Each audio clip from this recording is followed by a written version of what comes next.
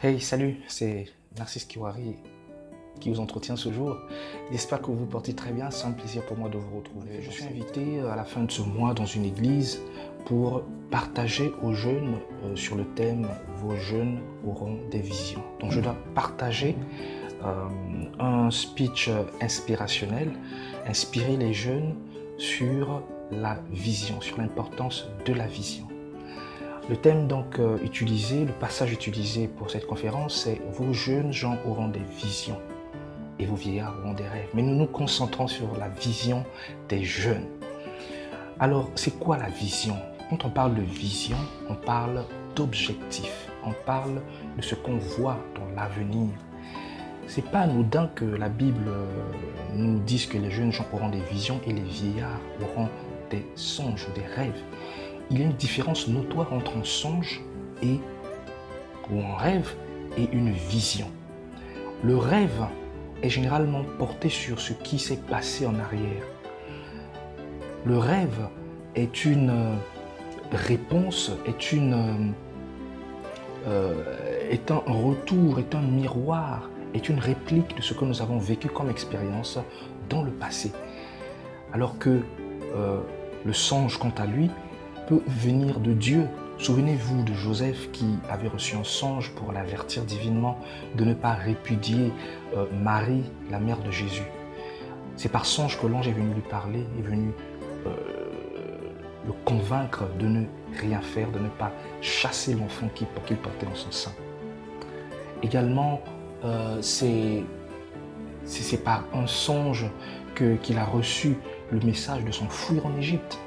Voilà, donc le songe, c'est vraiment un message de Dieu pour un événement à court terme ou peut-être pour un événement présent. La vision de notre côté, c'est une image que Dieu donne du futur, d'un futur. Ça peut être Dieu ou ça peut être vous-même. Vous pouvez former votre vision. Les entreprises aujourd'hui ont ce qu'on appelle des visions. Ce sont des objectifs à long terme qui se sont fixés et qui leur permet donc de rester concentrés, focalisés sur l'essentiel. Et nous aussi, en tant qu'individus, en tant que jeunes, nous devons avoir des visions. Comment est-ce que nous nous voyons dans 5 ans? Ça, c'est une question que nous devons nous poser. Comment est-ce que nous nous voyons dans 5 ans? Est-ce que dans 5 ans, je me vois déjà casé dans une famille, ou bien à la tête d'une entreprise, ou bien comme consultant international, apportant mes idées, apportant mes contributions dans des boards, dans des conseils d'administration, dans des comités de direction? Est-ce que c'est comme ça que je me vois? Supposons. Si c'est le cas, qu'est-ce que je peux faire aujourd'hui qui me mènera vers ce futur que je visionne, que j'imagine déjà? Autre chose, je veux vous rassurer, si vous êtes un enfant de Dieu, alors vous devez vous assurer que vos pensées sont en conformité, sont en harmonie avec la pensée de Dieu. Comment? La Bible nous dit en Romains chapitre 12, verset 2, « Ne vous conformez pas au siècle présent, mais soyez transformés par le renouvellement de votre intelligence, afin de savoir, afin de reconnaître ce qui vient de Dieu, ce qui est agréable, ce qui est bon et juste. » C'est la parole de Dieu. Si vous êtes un enfant de Dieu, en harmonie avec Dieu, alors ce que vous recevez à cœur, les pensées que vous recevez dans votre cœur, éprouvez-les à la lumière de la parole de Dieu, à la lumière de l'Esprit de Dieu, à la lumière de votre témoignage interne conforme à la parole de Dieu et poursuivez ce rêve, poursuivez cette ambition parce qu'elle est divine, parce qu'elle est pure.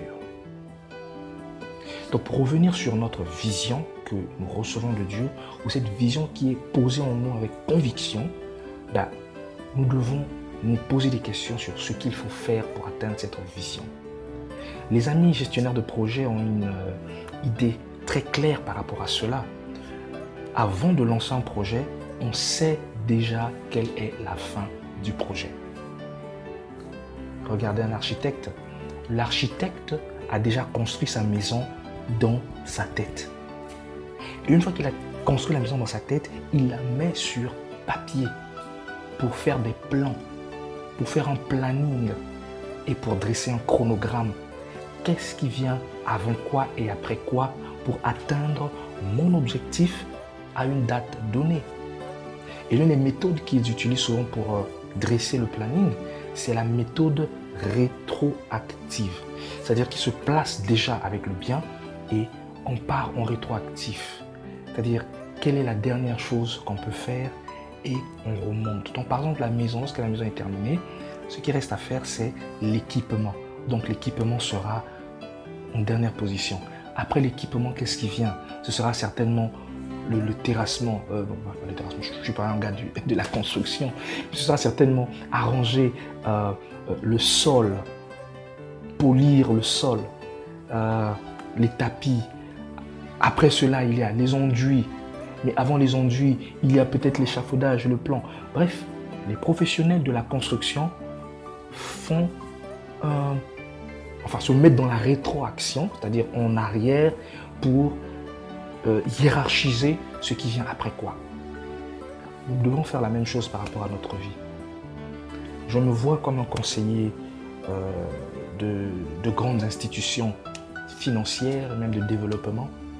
Je me vois comme un apporteur d'idées dans des comités de direction de structures importantes.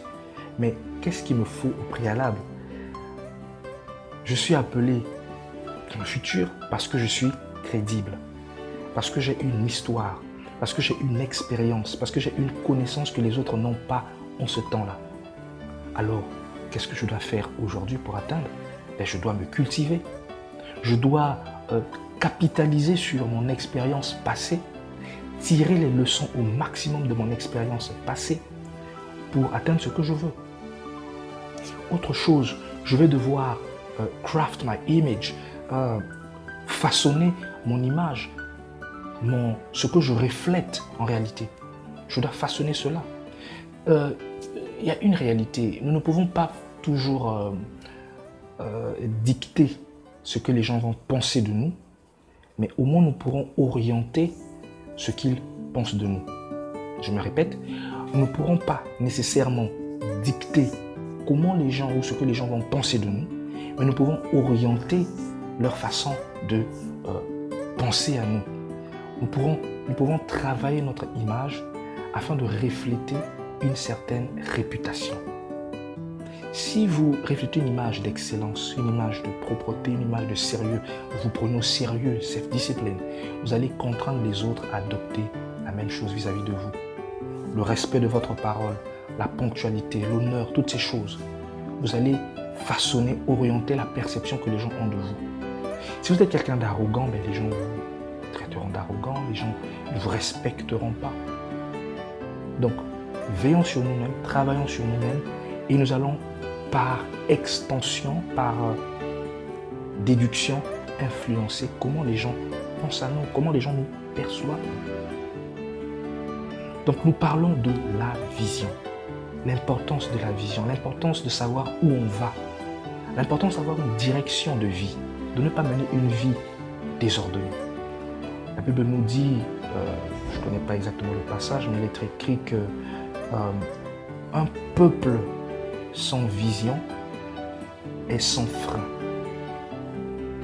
De façon littérale, un peuple qui n'a pas de direction, qui n'a pas de vision, qui n'a pas de plan, n'a pas de limite en ce qu'il peut faire. En réalité, la vision vous donne une discipline, vous contraint à une discipline personnelle. C'est ce que vous êtes qui vous empêchera de faire certaines choses. Vous êtes un athlète, un footballeur. Vous avez une contrainte d'apparence physique. Vous devez avoir un certain physique. Vous devez manger d'une certaine manière.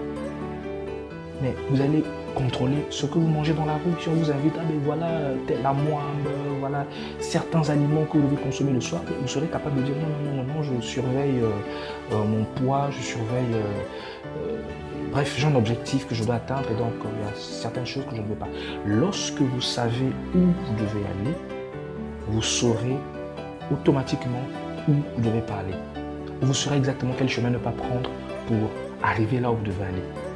Supposons par exemple, je suis ici au centre-ville de Pointe-Noire, je dois aller à l'aéroport. L'aéroport, c'est de ce côté-ci, c'est sur ma droite. Mais si je vais sur ma gauche, pardon, et si je vais à ma droite, la droite va m'emmener droit vers le grand marché, vers Mbota, vers ma télé et tout. Mais je ne peux pas croire qu'en allant à droite, je vais arriver à l'aéroport. Mais pas du tout. Donc lorsque vous savez où vous devez aller, automatiquement, vous saurez quelle route ne vous emmènera pas là où vous devez aller. Il y a comme un GPS, il y a comme une boussole interne qui vous indiquera, l'ami, je suis en train d'aller vers le nord, la direction c'est le sud. Intérieurement, ça va sonner en vous, ça va gling, gling, gling, gling, il y aura des alarmes, des indicateurs, des signaux, vous prenez un mauvais chemin, vous prenez un mauvais chemin. Et malgré que vous avancez, on va vous dire, vous recalculez de la trajectoire pour aller. Donc à partir de là où vous êtes, le GPS va recalculer la bonne trajectoire pour vous ramener en track, vous ramener sur le chemin vers votre destination souhaitée. Je vais y arriver. La vision emmène la discipline. Et la jeunesse aujourd'hui a besoin plus que jamais de discipline. Nous avons tellement de choses qui nous éloignent des objectifs. Nous avons tellement de choses qui nous distraient aujourd'hui. Nous avons les réseaux sociaux, nous avons l'actualité, nous avons le groupe, les amis, l'entourage qui semblent nous dicter, qui nous emmènent comme en masse vers quelque chose que nous ne connaissons même pas. Il y a les mouvements de quartier. Voilà, un député va se lever, va rassembler les jeunes du quartier. Bon, allons-y faire ci, allons-y faire ça. Voilà, vous allez en mouvement parce que tout le monde le fait. Non, c'est pas parce que tout le monde le fait que moi je suis obligé d'y aller. Est-ce que cela est en conformité? Est-ce que cela ne vient pas en contradiction à mes objectifs personnels? Est-ce que cela ne vient pas s'opposer, ne vient pas handicaper ma marche vers l'accomplissement de ma vision? Voilà les questions qu'on va se poser lorsque nous sommes face à certaines situations. À très bientôt, moi je vous aime et n'hésitez surtout pas de poster vos commentaires, de partager, d'échanger avec moi. Si vous avez des idées complémentaires à ce que je viens de partager, n'hésitez pas à partager. Si vous avez également des questions à poser, posez vos questions en dessous dans les commentaires et je me ferai ce devoir de vous répondre personnellement. Également, n'oubliez pas de me suivre sur les différents réseaux sociaux. C'est @narcissepk. Narcisse comme donc XOR, si vous avez suivi XOR en tout cas, c'est @narcissepk, non seulement. Vous me tapez sur les réseaux sociaux, Facebook, Twitter, même Instagram, même si je n'y suis pas trop. Et sur Facebook, comme sur YouTube, comme vous me suivez déjà, il n'y a pas de problème, quoi. Bon, à très bientôt et on est ensemble.